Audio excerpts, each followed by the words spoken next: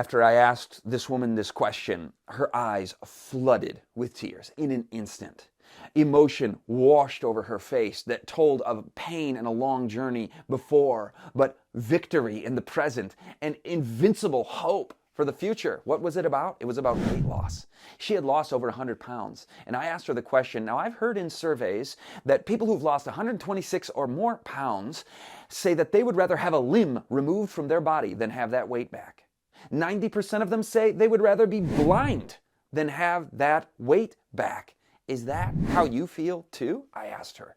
And that was the moment of sharing the journey of victory, of freedom. And she said, there is nothing you could offer me to make me want to have that weight back.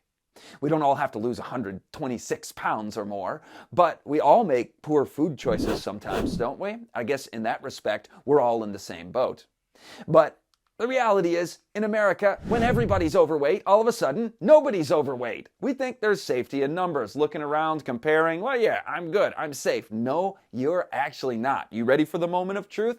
Pause the video or let it run while you go over to cdc.gov to the BMI calculator. This is your body mass index. This will be the moment where you confront reality on how much you need to lose. Your BMI is a function of two factors, your height and your weight. Now, this, of course, discriminates against the muscle man. So if you're a muscle man, I'm going to give you a different metric to go by. The BMI won't be very relevant to you if you have no fat on you. You're in great shape. Good job. But when you put it in, now they're going to tell you at 30 BMI, you're obese. This is true. This is dangerous risk territory. They're going to say 25 is overweight. Yes, this is true. But here's where the subtle misinformation comes in. They put BMI of 24 and 23 as in the healthy weight category. Actually, disease risk starts to rise precipitously beginning above BMI of 22. So that's where you want to aim, is sub 22. Aim for that 20 BMI.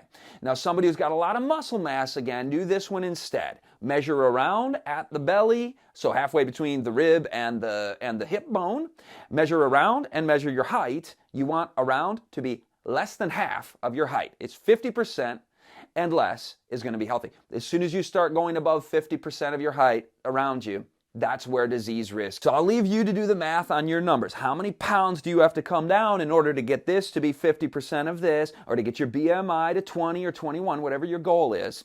I'm going to give you the numbers now on how many calories deficit do you need to achieve in order to lose 1 pound. And the number is 3,500 calories. So in other words, you either have to exercise and burn off 3,500 calories to lose 1 pound, or you have to consume 3,500 less calories to lose 1 pound, or a combination of both, I suppose. But for most people, changing the diet is easier than jogging 35 miles a week and not changing my diet. As you know, jogging 35 miles a week will make you lose 1 pound in that week. For the average person of the average metabolism of the average size. I know there are a lot of variables. We're doing a short video here, but rough numbers. 100 calories per mile exercised.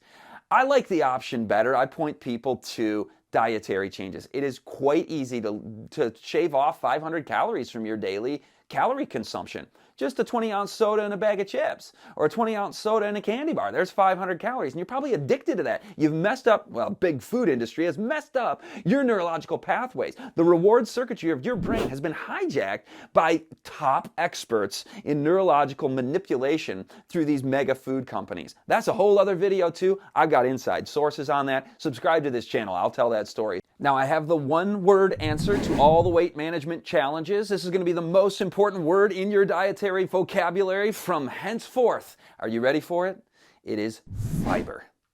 What I'm going to suggest you do to lose, I think it'll be more than a pound a week actually, more than 500 calorie deficit per day. If you do what I'm about to tell you, you eat only full fiber foods and you refrain from all refined foods. Let's break those two categories down so you know what to eat, what not to eat. Full fiber foods.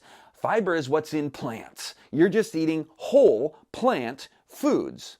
What is that? Whole grains, fruit, vegetables, starches. Believe me, it works. Look up the Carbo Challenge. 3.5 pounds is what people lost in 10 days, eating only starchy, high-carb foods. Bread, pasta, corn, beans, peas, rice, potatoes, sweet fruit.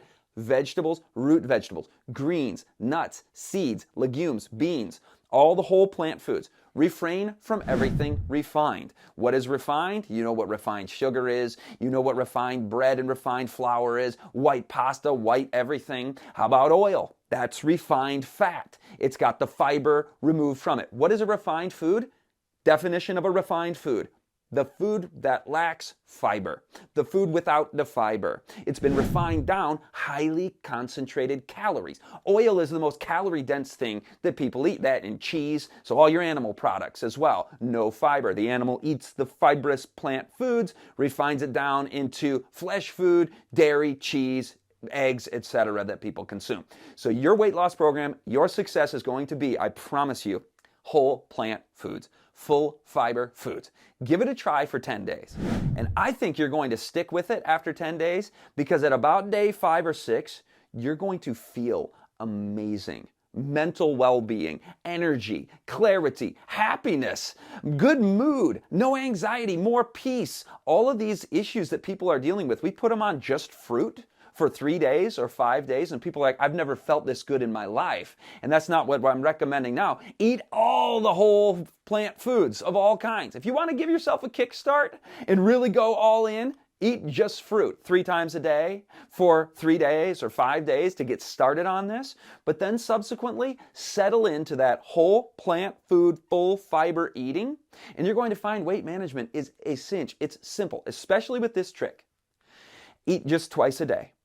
This is one of the trendy ideas out there that is actually wise. You get human growth hormone. You get so many benefits. You get better sleep, especially if you're not eating big meals in the evening. Eat 2 times a day, no snacking, but eat to satiation. You don't have to skimp. Have a giant plate of food. Enjoy it. A wide variety of whole grains, nuts and seeds, vegetables, and fruits and legumes and all of it. For the first 10 days, if you want to really get your weight loss going more quickly, hold off on the nuts and seeds for a little while. Those are the most calorie dense of the plant foods. But enjoy them. I mean, we're not slathering on layer after layer of peanut butter here. Those are the one thing that you really need to watch, the nuts and seeds, and the nut butters especially, because that releases the oil and they're going to be more calorie dense. But other than that, just go for it. Enjoy it. Tell us how it's working for you at Revita Living. Subscribe to this channel, share, and thanks for being a part of it.